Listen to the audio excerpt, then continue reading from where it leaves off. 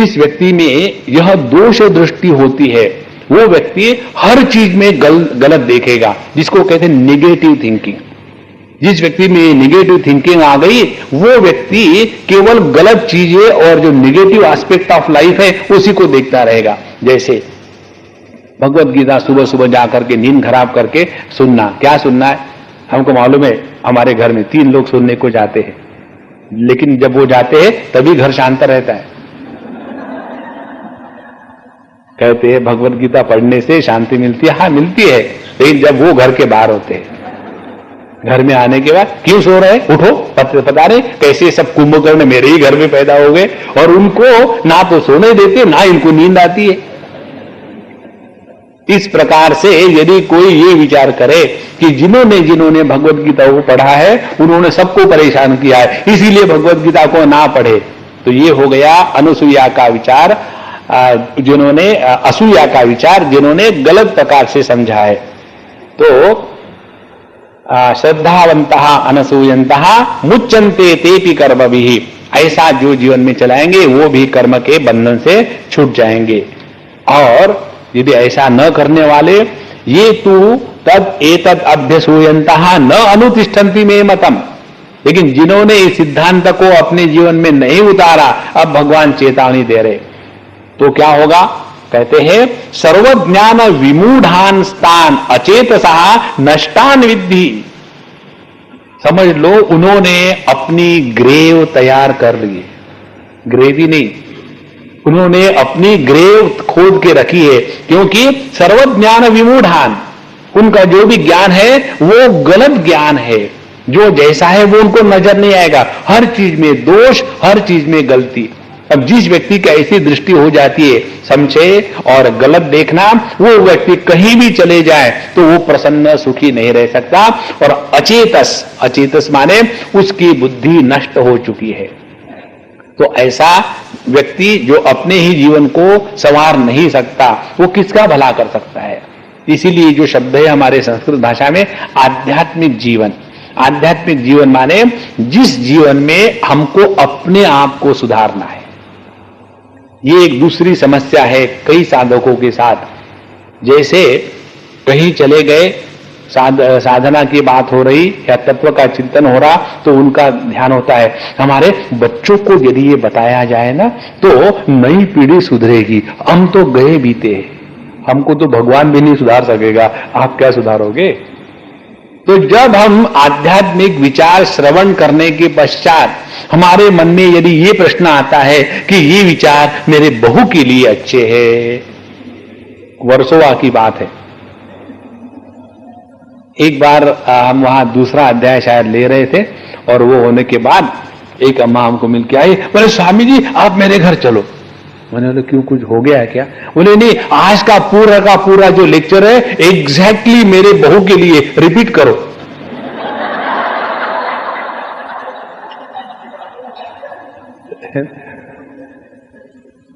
तो ये आध्यात्म थोड़ी है, ये तो समाज सेवा है।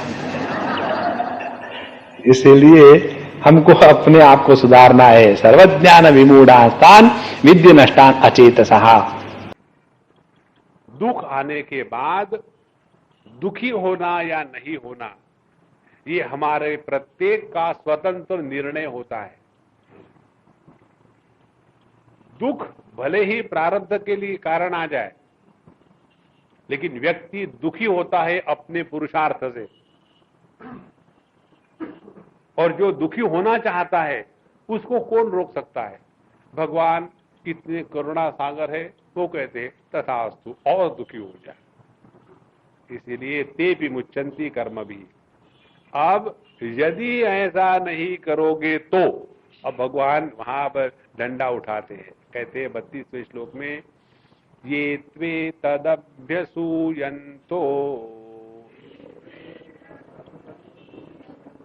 नानुतिष्ठन्ति मे मतम् सर्वज्ञान विमूढ़ान् तान् विद्धि नष्टान् चेतसः। अब जो लोग ये तू अभ्यसूयंतः, जो हर चीज में दोष निकालते हैं, और मे मतम न अनुतिष्ठन्ति, मैंने ये जो जीने का सिद्धांत बताया है उसको अपने जीवन में नहीं उतारते, तो वो क्या है? सर्वज्ञान विमूढ़ान, उनका अकल का दिवाला निकल गया है। भगवान को सबसे ज्यादा प्यारा शब्द कौन सा लगता है किसी को डांटने के लिए, गाली देने के लिए? तो मूढ़।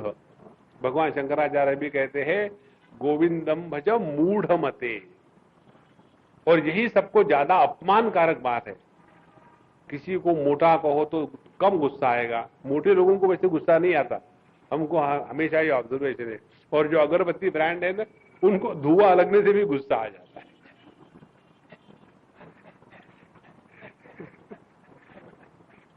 तो मोटे को मोटा कहो तो गुस्सा नहीं आएगा, लंगड़े को लंगड़ा कहो तो गुस्सा नहीं आएगा, लेकिन किसी को भी बेवकूफ कहो तो गुस्सा जरूर आ जाता है। क्योंकि हम मनुष्य होने के कारण हमारे जीवन का सौंदर्य है हमारे बुद्धि का, और किसी को बुद्धू कहो, बेवकूफ कहो तो गुस्सा आता है। जहां भगवान कहते हैं सर्वज्ञान विमूढ़ान स्थान, उनके ज्ञान का दिवाला निकल चुका है, क्योंकि अचेतसः उन्होंने योग्य प्रकार के अपने हृदय को सुसंस्कृत नहीं किया है, अचेतस हो गए। कितना सुंदर सिद्धांत है, और उसको वो अपने जीवन में नहीं उतारते। कारण क्या है? कारण ये है अभ्यसूयंता, उनको हर जगह में दोष ही दोष दिखता है। देखो शास्त्रों में एक सिद्धांत आता है, अच्छी बात और सच्ची बात कोई भी कहे तो स्वीकार करनी चाहिए। ये सवाल नहीं कौन कह रहा है, अच्छी और सच्ची है ना तो स्वीकार करो।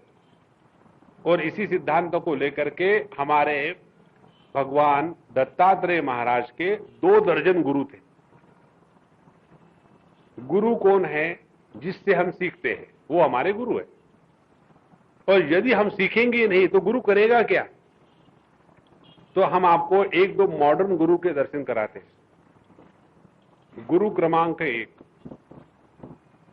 अपने भारतवर्ष के जितने ट्रक है उसके पीछे गुरु बैठा रहता है, बढ़िया बढ़िया चीजें वहां लिखी होती, उससे सीख लो तो जीवन बदल जाएगा। जैसे कई जगह में सुंदर सुंदर बातें लिखी होती है, हमको उसको पढ़ने का बड़ा शौक है। एक जगह में लिखा हुआ था कि अंधेरे में पैदा हुआ हूं, रोशनी से डरता हूं। डरपोक, अंधेरे में पैदा हुआ हूं, रोशनी से डरता हूं। पहले दुश्मनों से डरता था, अब दोस्तों से डरता हूं। अब जिस व्यक्ति की ऐसी निगेटिव विचारधारा है, वो व्यक्ति जगत में कभी भी सुखी नहीं हो सकता।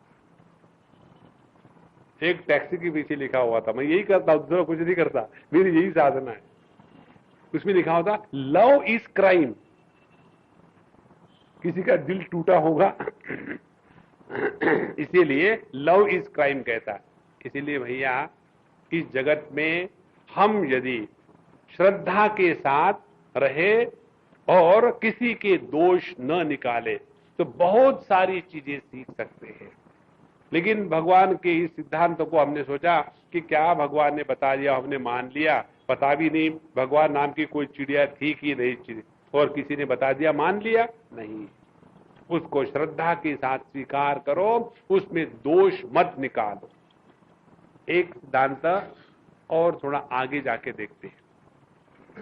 देखो, जिसके प्रति हमारे मन में आदर होता है उसी से हम ज्ञान ग्रहण करते हैं। जिसके प्रति हमारे मन में आदर नहीं होता उससे हम कितना भी बढ़िया ज्ञान हो उसको ग्रहण नहीं करेंगे। उदाहरण दो बाबा, सुनो, हम अपने बच्चों को अच्छी बातें बताते हैं लेकिन वो हमारी एक भी बात नहीं मानते। कारण क्या है?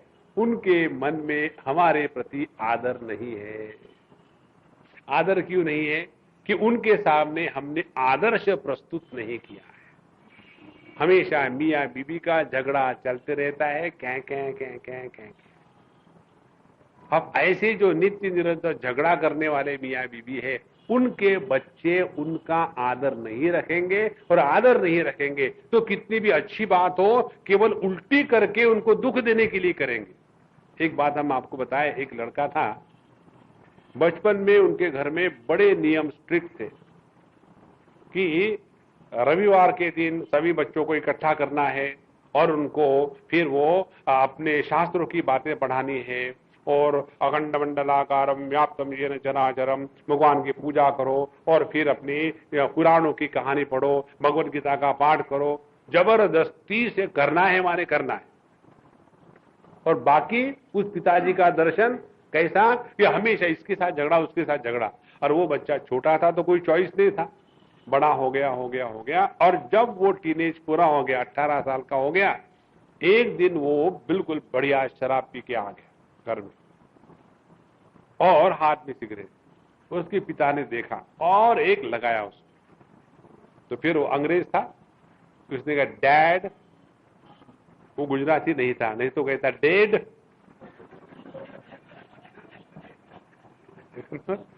गुजराती डैड को मार देते, डेड। तो dad, again you lift your hand and it will be uprooted. अब वो बाप से तो मोटा तगड़ा हो गया था, और नेचुरली हमारे सामने घटना हुई थी, तो हम बड़े खुश हो गए, क्योंकि हम पर नहीं पड़ी, हम दूर ही रहे। और फिर हम गए अपने अंदर, और ये पिताजी बड़े दुखी होकर के बैठे, और हमने उस विषय का वही समापन कर दिया ना, अम्मा चाय पानी पिलाओ, बड़ी भूख लगी है, कुछ खिलाओ। विषय हमेशा बदलना चाहिए, तभी जीवन अच्छा चलते। एक ही विषय को पकड़ के मत रखो, जैसे आप लोग करते हो, यहां करके भगवद गीता सुनी, यहां से गए बदल गए, फिर गाय को याद रखना, खत्म मामला। तो जब हम इस प्रकार से उनके साथ बैठे हुए थे, तो वो सज्जन बहुत दुखी तो थे ही। तो स्वामी जी ऐसा क्यों हुआ मेरे ही बच्चे के साथ? तो हमने कहा हम बाद में पूछेंगे, अभी भूल जाओ, अभी आप भी चाय पी लो, और यदि आपको लग रहा है कि आपने बच्चे ने क्यों शराब पिए, तो तुम भी पी लो, इक्वल हो जाएगा। तो उसके बाद 2-4 दिन के बाद हमने उस बच्चे को फोन किया, मैंने बोला भाई कैसे? बोले स्वामी जी आप मुझे मिलना चाहते, मुझे मालूम है क्यों, मैं आ रहा हूं मिलने के लिए। वो अपना गाड़ी लेकर मुझे मिलने के लिए आया, और कहा कि स्वामी जी आपने उस दिन जो देखा ना, वो मालूम है क्यों किया मैंने? केवल एक काम के लिए, मैं अपने पिताजी को दुखी करना चाहता हूं। बचपन में उन्होंने हम पर जबरदस्ती कर करा के पूजा करो, ये करो, भगवद गीता पढ़ो, और उनका अपना जीवन ऐसा भयानक है। हमको तो वो अच्छा बनाना चाहते, और अपना जीवन देखो। और इसीलिए मैंने एक कसम खा रखी थी, जिस दिन मुझे मौका मिलेगा मैं ऐसा व्यवहार करूंगा कि उनको जिसके द्वारा दुख हुआ, क्योंकि उन्होंने हमारा बचपन अपने नियमों के कारण नष्ट कर दिया था, अब मैं भी उनकी जवानी नष्ट कर दूंगा। देखो, जहां हमारे हृदय में किसके प्रति आदर नहीं होता, तो हमसे कोई चीज सीखता नहीं।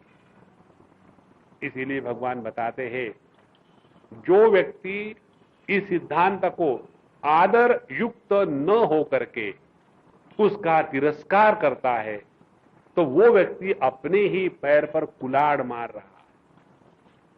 तो सर्वज्ञान विमूढ़ांसा नष्टान अचेतसः, और उसका नाश क्या है? नाश ये है, बुद्धि नाशात प्रणश्यति। जिस व्यक्ति की समझ समाप्त हो गई है, जिस व्यक्ति की बुद्धि की विवेक करने की शक्ति खत्म हो गई है, जिस व्यक्ति को अपने बुद्धि के द्वारा अपने मन पर, इंद्रिय पर नियंत्रण नहीं आता है, उस व्यक्ति का जीवन नष्ट प्राय हो गया है। और उसका कारण क्या है? एक ही कारण है, भगवान के बताए हुए सिद्धांत का अनादर किया। क्योंकि अनादर किया तो उसका अपने जीवन में स्वीकार नहीं होगा। और यदि हमारे जीवन में स्वीकार नहीं होगा तो हमारा जीवन स्वच्छंद होगा। स्वच्छंद जीवन से स्वातंत्र्य नहीं मिलता। स्वातंत्र्य मिलता है जब हमारा जीवन नियम युक्त, मर्यादा से युक्त होता है, तब स्वातंत्र्य मिलता है। तो ये त्वे तदभ्य सूयंतः नानुतिष्ठन्ति मे मतम सर्वज्ञान विमूढ़ान स्थान, उनको एकदम मूर्ख जानो तुम। सर्वज्ञान विमूढ़ान स्थान विद्धि नष्टान अचेतसः, उन्होंने अपने जीवन के सबसे बढ़िया मौके को खो दिया है। और जब हम इस सिद्धांत को अपने जीवन में लाना शुरू करेंगे तो ये मत समझ लेना एक बार पढ़ लिया सब कुछ आ गया। यही चक्कर हो जाता है आध्यात्मिक क्षेत्र में आने वाले लोगों का। एक दिन हाथ में माला पकड़ेंगे राम राम राम राम राम राम राम, और उसके बाद उनकी प्रश्नों की मालिका शुरू होगी, प्रश्न मालिका। स्वामी जी, हम जब भगवान का नाम लेने के लिए बकते हैं ना तो मन बहुत दौड़ता है। आज तक कितने दिन लिया? आज से ही शुरू किया। और कब तक किया? 3 मिनट किया। अब उस मन को नियंत्रण लाने के लिए हम चाहते हैं 3 मिनट में आ जाए। ये कोई चट ब्याह क्या चट मंगनी पट ब्याह थोड़ी है। हमने अपने मन को नियंत्रण लाना चाहिए, इस पर आज तक कभी विचार नहीं किया। उसके बाद एक बार समझ में आ गया है उसको नियंत्रण में लाना चाहिए, उसके बाद उसके लिए क्या करना चाहिए इसका विचार नहीं किया। और ये भी होने के बाद फिर उसको जीवन में लाने के लिए कितने प्रयत्न की आवश्यकता है इसका भी विचार नहीं किया। और चाहते हैं 2 मिनट में सब कुछ हो जाए। इसीलिए ध्यान से सुनना, जहां जहां आपको आध्यात्मिक क्षेत्र में शॉर्टकट मिलेंगे वहां वहां धोखा है। कैसे? एक कली है, इस कली से आपको सुंदर पुष्प का दर्शन करना है तो उस कली को अपने ही रिदम में नैसर्गिक प्रक्रिया के अनुसार धीरे धीरे धीरे धीरे उसको खिलने दो। नहीं जी, हमको बड़ी जल्दी है। जल्दी होने का कारण क्या है? इंटरनेट। वहां माउस को ले आओ। अभी हम पिछले साल दिसंबर में 98 के दिसंबर में हमने यूथ कैंप लिया था और उसमें बढ़िया विचार चल रहे थे। वहां एक विचार ये आया कि हमने एक नया कंप्यूटर ढूंढ के निकाला है। और जैसे हर एक कंप्यूटर के नाम होते हैं ना, कोई IBM या सैमसंग वे लाइक दैट। हमने कहा हमारे कंप्यूटर का नाम है गणेश कंप्यूटर्स। तो गणेश क्यों? क्योंकि उसके सामने माउस होता है। देखो, भगवान को सब जगह देख सकते हैं, तो जहां आप उस मॉनिटर को देखा तो उसमें गणेश के दर्शन करो, क्योंकि सामने माउस बैठा हुआ है और उसी माउस के साथ ही वो कंप्यूटर घूमता है, माउस के साथ ही गणेश जी घूमते हैं इधर उधर। तो हम इस कंप्यूटर के साथ रह करके एक केवल क्लिक दबाया तो पूरा का पूरा डाटा एक क्षण में डिलीट हो गया। उसी प्रकार से चाहते हैं एक क्षण में हमारा मन शांत हो जाए, उसमें किसी भी प्रकार के विक्षेप नहीं आए। ये कभी नहीं होगा।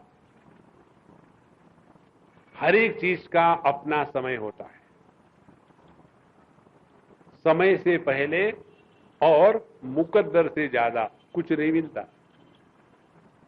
इसीलिए ये जो सिद्धांत जब हम अपने जीवन में उतारना शुरू कर देते हैं तो हड़बड़ाहट मत करना, धीरे से निश्चित होगा। ये बात भगवान 33वें श्लोक में कहते हैं,